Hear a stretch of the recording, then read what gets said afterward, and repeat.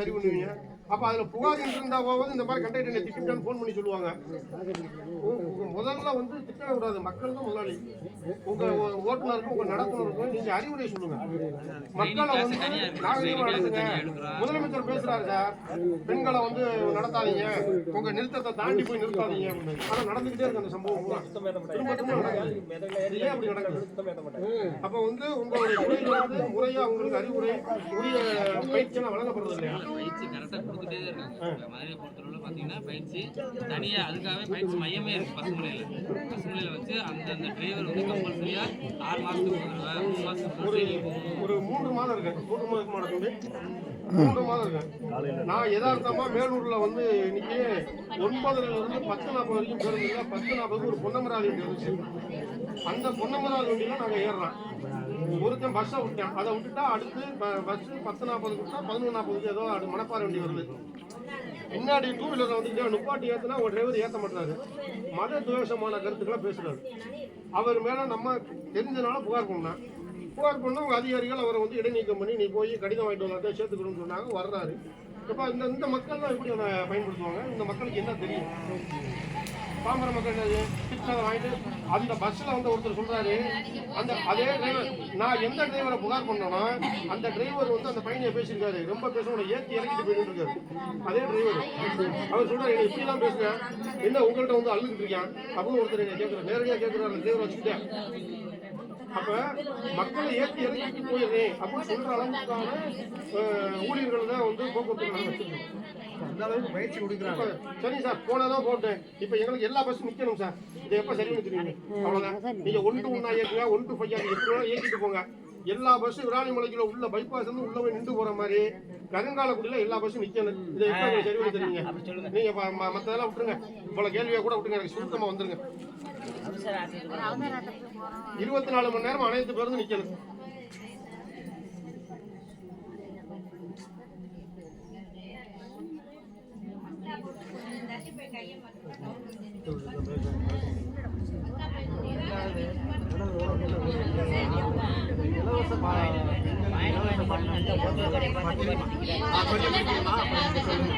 இலவச பயணம்னு சொல்லுவாங்க.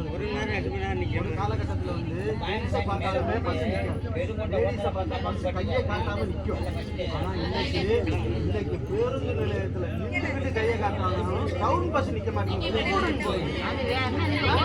இலவசம் போட்டது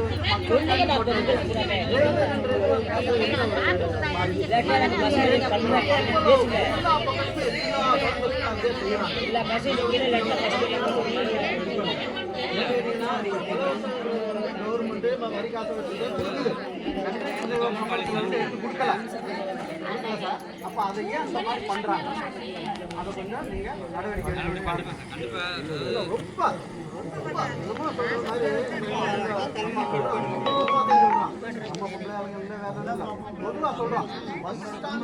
ஹலோ சொல்லுவா, இந்த வீடியோ எடுத்துக்கிட்டு இருக்கீங்க.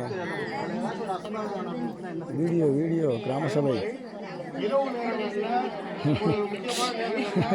கேள்வி கேட்டுட்டு இருக்கா பாஸ், கேள்வி கேட்கறதுக்கு வீடியோ.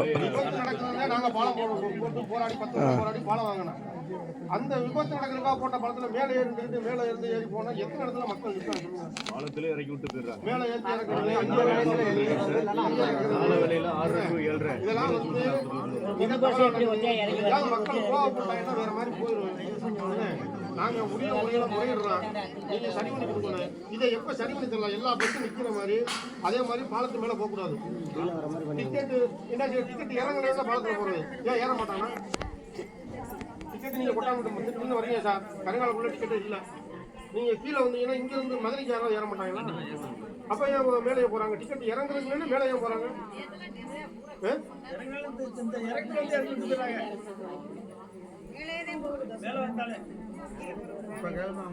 இப்ப எவ்வளவு நாளா சார் இந்த பேருந்து வந்து நீங்க நிறுத்தங்களை சரி தெரியும்?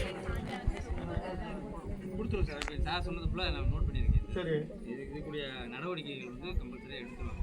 எடுத்துட்டு அதுக்கு இம்ப்ளிமெண்டேஷன் இது தீர்மானம் ஏற்றிடணுமா? என்ன இதை வந்து ஏற்கனவே போன கிராம சபையில் ஒரு தீர்மானம் போட்டிருக்கு சார். என்ன போட்டிருக்கோம்னா, இப்போ வந்து திருச்சியிலேருந்து தோரங்குறிச்சிக்கு பேருந்து விட்டுருக்காங்க. இப்போ நீங்கள் திருச்சியிலேருந்து மதுரை போகிற பஸ் வந்து பார்த்தீங்கன்னா மேலூருக்கு அப்புறம் தும்பப்பட்டியும் கருங்கலாப்பட்டியும் தான். இதே இது வந்து நீங்கள் மதுரையிலேருந்து தோரங்குறிச்சிக்கு ஒரு பஸ் விட்டீங்கன்னா, இப்போ அங்கே வந்து வர மாதிரி ஒரு 4-5 பஸ் விட்டீங்கன்னு வைங்க, இங்கேருந்து போயிட்டு வர மாதிரி விட்டீங்கன்னா இடையில கச்சினாம்பட்டியோ வஞ்சி நகரமோ மணப்பட்டி இது மாதிரியான மக்களுக்கு அது பயன்படும். இந்த பெருசாக இப்போ நீங்கள் காலையில் நீங்கள் ஒரு நாளைக்கு 8:30 to 9 வந்து நின்று பாருங்க. ஸ்கூல் காலேஜ் போகிற மாணவர்கள் ஒரு பஸ்ஸில் எத்தனை பேர் ஏறாங்க நீங்கள் பார்ப்பீங்க. ஒரு 2 பஸ் அது கூட அதிகமாக நிற்குது. அவ்வளவு சிரமப்பட்டு ஏறி பயணிச்சு போகிறாங்க. அப்போ எல்லாருக்கும் மக்களை சிரமப்படுத்துற விதமாக இது மாதிரியான பஸ் வந்து நீங்கள் ஒரு தோரங்குறிச்சி டு மதுரைக்கு வந்து ஒரு 1/2 மணி நேரம் 1 மணி நேரம் பஸ் விட்டீங்கன்னா இந்த மாதிரியான கிராம மக்கள் எல்லாருக்குமே அது பயன்படும். அது மாதிரியான விஷயத்தை நீங்கள் பாருங்கள். அந்த வேலைக்கு போகிற நேரம் இதெல்லாம் பார்த்தீங்கன்னா ஒரு பஸ்ஸில் 100-150 பேருக்கு மேலே போகிறாங்க. உங்கள் லைசன்ஸே 56 பேருக்கு நம்ம தான். நாங்கள் நின்று தொங்கி போய் பார்த்தாலுமே ஏற முடியாத அளவுக்கு அந்த பஸ் இருக்கு. இதை வந்து நீங்கள் ஒரு கால வரம்பு சொல்லிட்டீங்கன்னா நாங்கள் தீர்மானத்தில் ஏற்றுக்கோம் சார், இத்தனை காலத்துக்குள்ள சரி பண்ணி தரணுன்றதாலும் சொல்லிடுவோம். ஏன்னா நீங்கள் 1 to 1 1 to 5 எப்படி வேணாலும் நீங்கள் இயக்கிக்குங்க. விராலிமலையில் எப்படி எல்லா பஸ்ஸும் நின்று போதோ அதே மாதிரி கருவேப்பிலை நின்று போகணுன்றது எங்கள் கோரிக்கை. சரி பாலத்தில் போகக்கூடாது, அங்கங்கே சிக்னல் சரி போட்டு கீழே டைவர்ஷன் பண்ணி தான் போகணும்.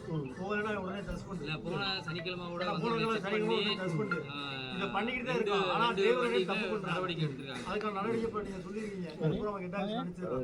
இதுக்கான ஒரு தீர்மானம் தான் எங்களுக்கு கொடுக்குறாங்க. எங்களுக்கு சர்வர் கொடுக்குறாங்க.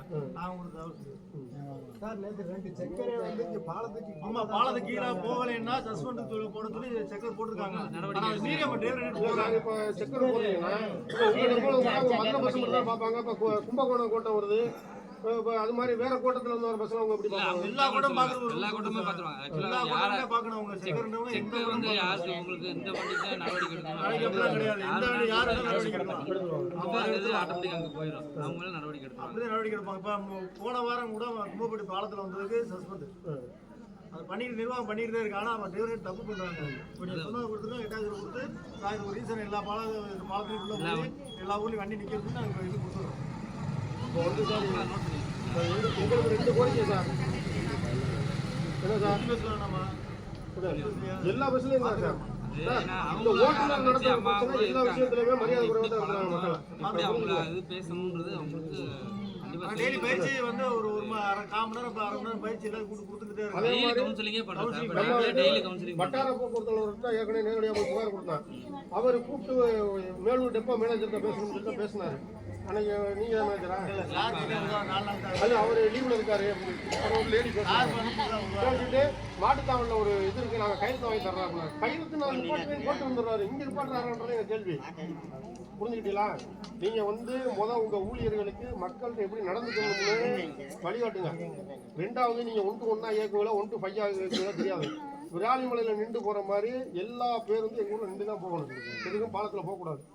அதே மாதிரி மதுரையிலேருந்து தோரங்குறிச்சிக்கு நீங்கள் வந்து ஒரு பேருந்தை இயக்கிட்டீங்கன்னா, ஆமாம் அது மாதிரி இயக்கிட்டீங்கன்னா இன்னும் சில மக்களுக்கு வந்து கிராமப்புற உள்ளூரில் இருக்க மக்களுக்கு வந்து ரொம்ப உதவியாக இருக்கும். இது வந்து 3-4 கோரிக்கை எங்களுக்கு இருக்குது. இதை வந்து எவ்வளவு விரைவாக நீங்கள் செயல்படுத்த தர முடியுன்றத நீங்கள் ஒரு நேரமாக சொல்லிட்டீங்கன்னா, ஒரு மாதம் 2 மாதம் சொல்லிட்டீங்கன்னா எங்களுக்கு அது ஒரு திருப்தியாக இருக்கும். இந்த கூட்டத்தில் இந்த மாதிரி முடிவு பண்ணியிருக்காங்க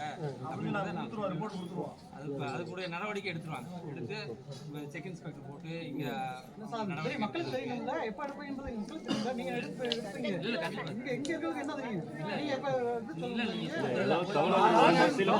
ப்ராசஸிங் வந்து முன்ன பின்னா இருக்கும்.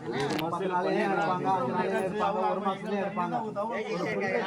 அது வரைக்கும் மக்களை நம்ம சரி பண்ணலாம். அதுக்கப்புறம் நம்ம இதை வந்து ஒரு கிட்டத்தட்ட ஓராண்டாவே இதுக்கு நம்ம கோரிக்கை வச்சுட்டே இருக்கிறோம். இன்னும் நடக்காம இருக்கு. இப்போ நீங்க ஒரு 2 மாசம் இல்லை ஒரு 3 மாசம் டைம் சொல்லி வச்சுங்களேன், நாங்கள் அது வரைக்கும் பொறுமையா இருப்போம். சரி பண்ணி தருவாங்க. ஒரு கவர்மெண்ட் ப்ராசஸ் இருக்கு வரட்டும்னு நினைச்சு நாங்கள் பொறுமையா இருப்போம். நீங்க ஒரு அந்த டயத்துக்கு மேலே வந்து திரும்ப வந்து நேரடியாக நாங்கள் புகார் சொல்லுவோம்ல. நீங்கள் நம்பர் கொடுத்துருக்கீங்க சம்மந்தமாக அவங்க பேசுவாங்க அங்கே கமர்ஷியல் செக்ஷன்ல இருந்து உங்கள்கிட்ட பேசுவாங்க. அந்த மாதிரி இந்த கோரிக்கை கொடுத்துருக்காங்க கேட்டால் அந்த மாதிரி கூட்டத்தில் இந்த மாதிரி முடிவு பண்ணியிருக்காங்க, இதுடைய முடிவு என்ன அப்படின்றத வந்து சொல்லுவாங்க. அந்த தோரங்குறிச்சி பஸ் போன கிராமத்தில் போட்டோமா, போன சபையில் போட்டிருக்கு. இந்த தடவை வந்து இந்த மாதிரி வந்து அரசு பேருந்துடைய நடத்துனர் ஓட்டுநர்களுக்கு வந்து மக்கள்கிட்ட மரியாதையாக நடத்த சொல்லி நீங்கள் பயிற்சி வழங்கணும்னு ஒன்று போட்டுருங்க. அதே மாதிரி நீங்கள் 1 to 1 1 to 5 எந்த பஸ்ஸாக இருந்தாலும் பாலத்தில் மேலே போகக்கூடாது, பூரா கீழே வந்து தான் போகணும்.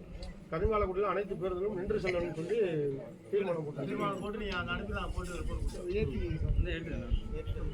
சரி அதுதான் இப்போ கர்நாடக பஞ்சாயத்து 119 3 சின்ன குளத்துக்கு